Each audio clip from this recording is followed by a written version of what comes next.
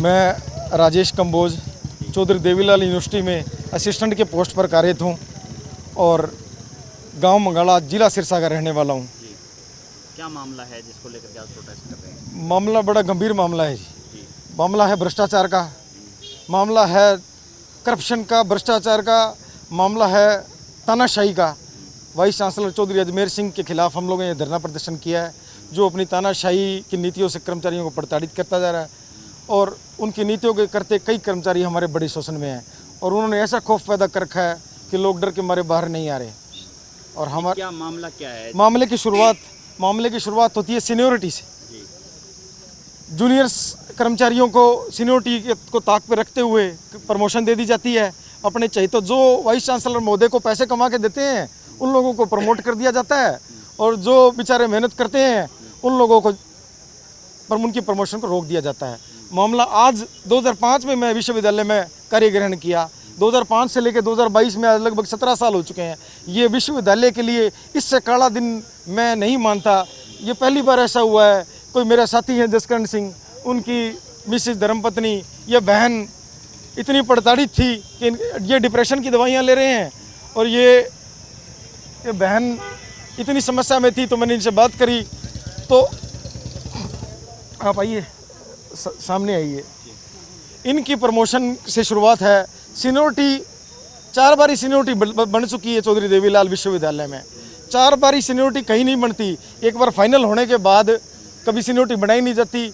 VC साहब कहते हैं ऑटोनोमस बॉडी है। ऑटोनोमस बॉडी में तो राज वीसी का होता है, वीसी उसमें राजा होता है, कुछ मर्जी करा ले और होता भी है।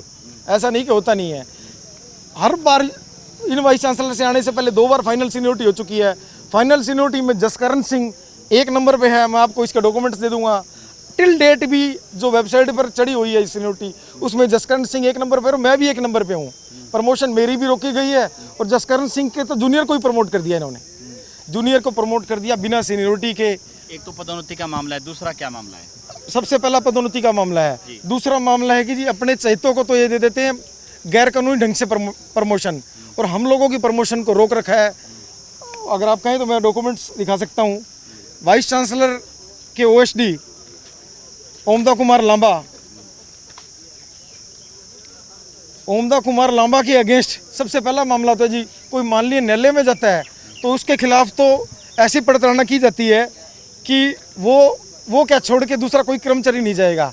इसके मैं आपको वो दिखाता हूँ। तो ओमदा कुमार लांबा जो वाइस चांसलर के सारे गैर कानूनी काम को सिरे चढ़ाता है, उसको गैर कानूनी ढंग से सीडीसी असिस्टेंट रजिस्ट्रार सीडीसी दे दिया गया और उसको असिस्टेंट रजिस्ट्रार डायरेक्ट लगा दिया गया। उसको 3 ओएसडी टू वाइस चांसलर बना दिया गया।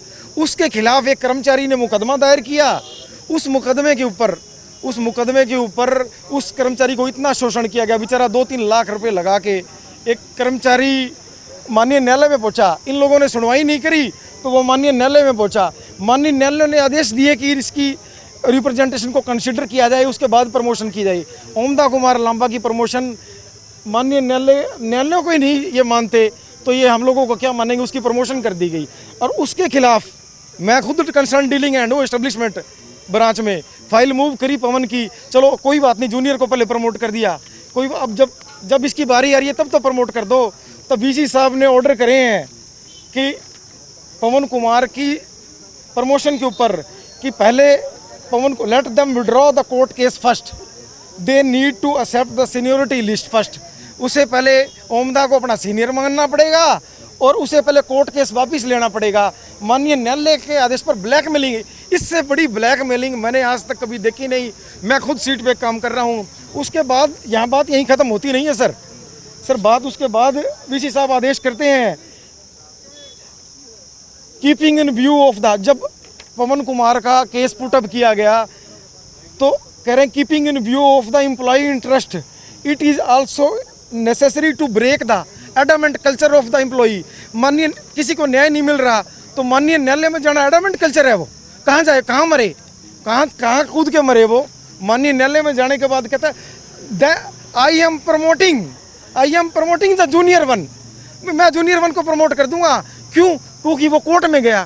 फिर कहाँ जाए, वो कहीं रास्ता नहीं छोड़ा मुझसे बात कर चुके हैं, कहते भाई साहब यहाँ पर ऐसी तानाशाही है, जो भी सामने आता है उसको कुचल देते हैं, कभी ट्रांसफ़र कर दी जाती है, कभी ये साथी है, कभी सुपरविज़न कर चुके हैं 3 साल से, पीएन का काम, कलरक का काम, दफ्तरी का काम इनको अकेले को दे रखा है। और ये भी मैं मंच के माध्यम से बताना चाहूँगा, ये भी रास्ता ढूंढ रहे थे, नहर में कूदूँ या कहाँ जाऊँ।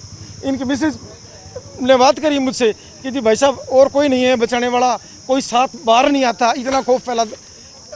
वाइस चांसलर ने एक टीम तैयार कर रखी है, एक डिप्टी रजिस्ट्रार लगा रखा है सारे गलत कामों के लिए। डिप्टी रजिस्ट्रार, उसके मैं आपको डॉक्यूमेंट दिखाऊंगा, आपकी इजाज़त है तो मैं डॉक्यूमेंट दिखा देता हूँ।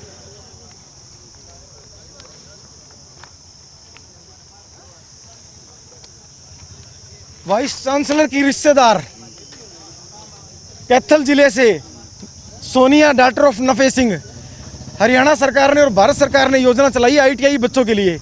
आईटीआई के बच्चे स्किल डेवलपमेंट करें, अप्रेंटिसशिप जिसको बोलते हैं, अप्रेंटिसशिप के लिए उनको यहाँ पर नौकरी पे रखा जाता है, उनका कोर्स पूरा हो जाता है, उसकी उनको सैलरी भी दी जाती है। नियमों को ताक पर रखते हुए ये सोनिया देवी को कि मैं एस्टेब्लिशमेंट ब्रांच में लगातार वहीं हूँ, एक दिन भी सोनिया नहीं आई, कैथल में भी अटेंडेंस लगाती होगी, माइट भी।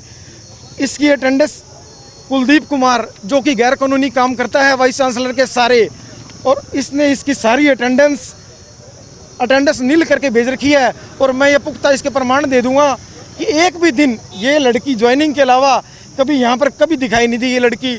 और ये शोषण है बहुत बुरा, बात यहीं ख़त्म नहीं होती सर, हम लोग हमारे पे अत्याचार जोर। आप मीडिया को ये बताना चाहूँगा कि कर्मचारियों पर जब अत्याचार हो रहा था तब भी राजेश कंबोज चुप करके बैठा था, कोई बात नहीं सर, बच्चे पढ़ लें, हम लोगों ने भी नौकरी करें या ये धरना प्रदर्शन करें, रोड पे आए। लेकिन आप जो मीडिया उजागर करने के लिए काम करती है, मुझे इनका स्टिंग करना पड़ा, ना चाहते हुए भी मुझे स्टिंग करना पड़ा। वो स्टिंग का वीडियो मैं आपको दिखाता हूँ। उसमें स्टिंग में सीधा सीधा टिप्पणी, जातिगत टिप्पणियाँ की जा रही हैं। वाइस चांसलर के इशारे पर मिस्टर कुलदीप सिंह जो डिप्टी रजिस्ट्रार, रिटायरमेंट के बाद भी डिप्टी रजिस्ट्रार लगा रखा है, रिटायरमेंट के बाद भी हमारे इतने युवा बेरोजगार घूम रहे हैं। ये इन लोगों को नौकरियां दो, सरकार को चाहिए कि इनको नौकरी दें। रिटायरमेंट के बाद जो 35 साल 32 साल की नौकरी पूरी कर चुका है उसको गैर कानूनी काम है। इसके लिए क्या उस ले दे के कुछ काम हुआ था या फिर कोई राजनीतिक दबाव था, ये तो वो दबाव बता पाएंगे भी ये क्यों इसकी हद के अलावा जो आप बता रहे थे कि जो पेपर हैं लीक को लेकर के, मैं वही बता रहा था। जब तक कर्मचारी में बात थी, सारे कर्मचारी दबे कुचले कर्मचारी हैं, बेचारे बैठे हैं अंदर। 3 रोल नंबर हैं जी शाह सतनाम सिंह गर्ल्स कॉलेज के। ये 3 रोल नंबर जब रिवोल्यूशन के लिए डॉक्टर भरत के पास जाते हैं, डॉक्टर भरत उस पर कमेंट्स करते हैं कि इनका रिवोल्यूशन नहीं हो सकता, पेपरों के बीच में से पेज फटे हुए हैं, और पेपरों के बीच में पेज फटे होने के बाद स्टैंप लगने के बाद भी बच्चों ने हैंडराइटिंग से लिख रखा है। ये मामला सीधा सीधा या तो बच्चे को बुला के करवाने का है या फिर आंसर शीट घर भेजने का है। ये उसने टिप्पणी करी और उसने कंट्रोलर ऑफ एग्जामिनेशन को फ़ोन किया। कंट्रोलर ऑफ एग्जामिनेशन जब शीट को देखते हैं, मंगवाते हैं, तो कंट्रोलर ऑफ एग्जामिनेशन की भी टिप्पणी ये थी, ये भी साफ साफ दिखाई दे रहा है कि ये पेपर लीकिंग का ये पेपर आंसर शीट घर भेजने का मामला है। उस मामले पर तुरंत एफआईआर दर्ज होनी चाहिए थी। इन्होंने उस मामले को दबाने के लिए ना तो मीडिया को खबर करी, ना किसी को कानो कान खबर होने दी। वाइस चांसलर को जब अवगत कराया गया तो वाइस चांसलर ने 2 दिन तक रिवोल्यूशन ब्रांच पे ताला लगा दिया और 2 निर्दोष कर्मचारियों को नौकरी से निकाल दिया। उन लोगों को 3 दिन के बाद दोबारा से ज्वाइन किया गया ताकि वो लोग मीडिया में ना जाएं। उन लोगों को 3 दिन के बाद दोबारा वापस ज्वाइन करवा लिया गया। और मैं मंच के माध्यम से बताना चाहूँगा सर, बीसी साहब के पास जब पदोन्नति के लिए मैं मिला तो प्रधान जी हमारे साथ थे, आके गवाही देंगे यहाँ पे। मैं बोला जी प्रमोशन हमारी क्यों नहीं की जा रही? कि भैया मेरी मर्जी है, जब करूँगा 1 महीने बाद करूँगा, अगर कोई स्टे ऑर्डर आ जाएगा तो मैं इतना दम रखता हूँ, इतनी तो मेरे पास पावर है कि स्टे ऑर्डर के बाद बैक डेट में भी प्रमोशन कर देता हूँ। जो उसने क्यों कहा ये? क्योंकि बैक डेट में काम करने का उसके पीछे भी रिकॉर्ड है।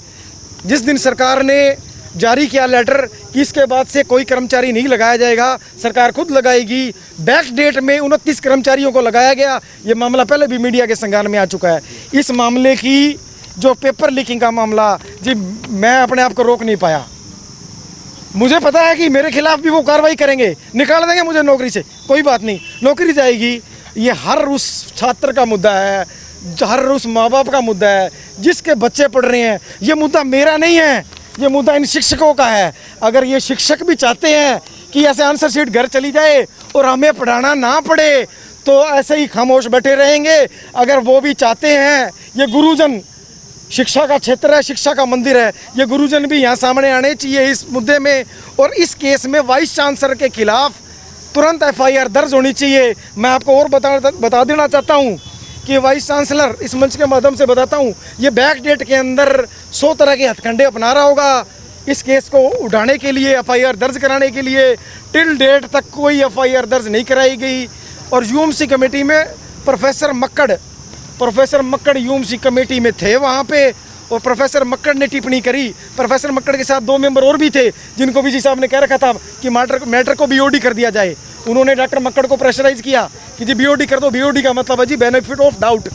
डॉक्टर मक्कड़ ने कहा कि भैया मरना है, कि तुमने मरना है तो तुम मर सकते हो, मैं नहीं मर सकता यहाँ पे। ये मामला UMC का नहीं है, ये मामला पेपर घर भेजने का है।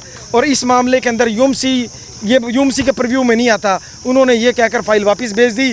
फाइल आज भी ठंडे बस्ते में पड़ी है। छात्र पढ़ना बंद कर दें, आंसर शीट घर जाएगी तो ये छात्र 15 घंटे पढ़ाई करके कहाँ आएंगे। मजदूर का बेटा हमेशा मजदूर रह जाएगा। क्या मांग करते हैं आप? मांग करते हैं इनके खिलाफ सख्त कार्रवाई की जाए। और मैं, ये वाइस चांसलर ऐसा जातिगत जहर घोल रहा है। हम लोगों के बीच में कभी भी जातिगत समस्या नहीं आई, एक ही थाली में हम लोग खाते हैं। ये वाइस चांसलर जातिगत जहर घोल रहा है। उसमें कुलदीप देवगन से गलत काम करवाता है। और कुलदीप देवगन अपने, उसको सिर्फ पैसे चाहिए, उसको और कुछ नहीं चाहिए। कोई गलत से गलत काम करा लो, उस पर अटेंडेंस रजिस्टर पे भी कुलदीप का ही साइन है। मीडिया के माध्यम से मैं बताना चाहूँगा।